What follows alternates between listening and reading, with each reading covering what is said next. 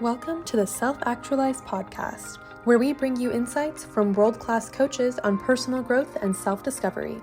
I'm Brachi, and in this series, we're featuring Dr. Colleen Campbell, the founder of Ignite Potential. She'll be guiding us through the powerful process of discovering your true self, understanding the stories about who you are, and how to reframe them to align with your authentic self. Let's get started. What if this were your last day? Then would you live in the moment?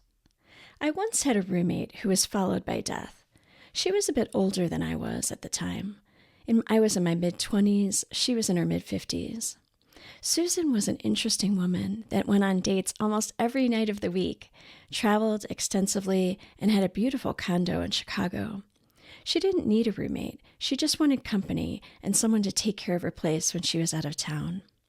She had fur coats, jewelry, and amazing stories, and I, paying very little for rent, got to share space with this living out loud woman in divine style. Susan really knew how to live, and she explained to me, late at night while telling me her stories, that her rich life was directly correlated with all the loss she had experienced. Susan's chronicles were so poignant that I absorbed her life lessons without having to experience them myself. Bottom line, she had endured an incredible amount of death in her life, and as a result, she vowed to never do anything she didn't want to be doing in her last moments on earth. For example, if we were about to do something fun, but she found out that there was someone coming that she didn't like, she might say, "I can't accept dying with that person, I have to decline." In other words, if that night while driving we died in an accident, she didn't want to be with that particular person, so she'd take a pass. This might seem eccentric, and maybe it is, but she was so consistent that it made a distinct impression on me. And even now, years since we've lost touch, I really don't go a week without thinking about my life in terms of impermanence.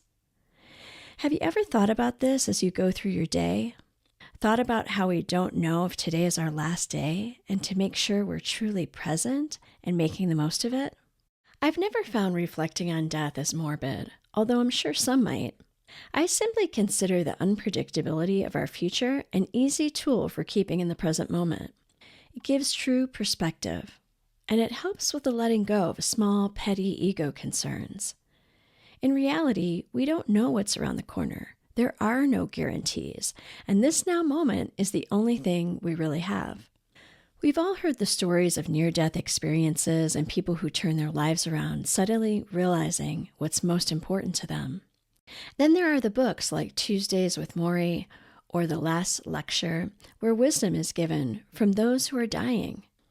Apparently, death is a force that helps people let go of all the day-to-day pettiness that people tend to get caught up in. In the experience of dying, which we will all go through at some point, we're able to separate the wheat from the chaff, separate what's worthwhile from what's useless. A fog clears and we're finally able to see, and what do people report? That money, possessions, and pursuit that feeds our egos are no longer fulfilling, that arguments and resentments no longer hold any temptation. Instead, connecting with others, family, being true to oneself, a sense of service, observing the simple beauty in life, spirituality, basically things that provide intrinsic value, hold the most reward. Well, why do we have to wait until we're dying? Why do we have to continue to pretend that we have forever to get our priorities straight?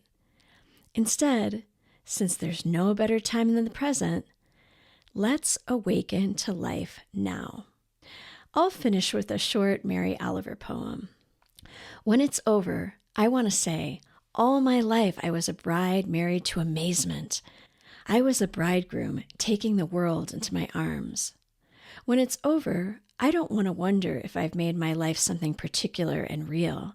I don't want to find myself sighing and frightened or full of argument. I don't want to end up simply having visited the world.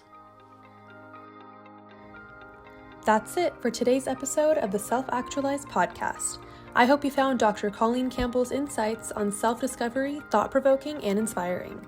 If you'd like to dive deeper and experience AI coaching from Dr. Campbell and other world-class coaches, visit selfactualize.ai. There, you can explore personalized coaching programs designed to help you reach your highest potential. Thanks for listening, and we'll see you next time on the SelfActualize Podcast.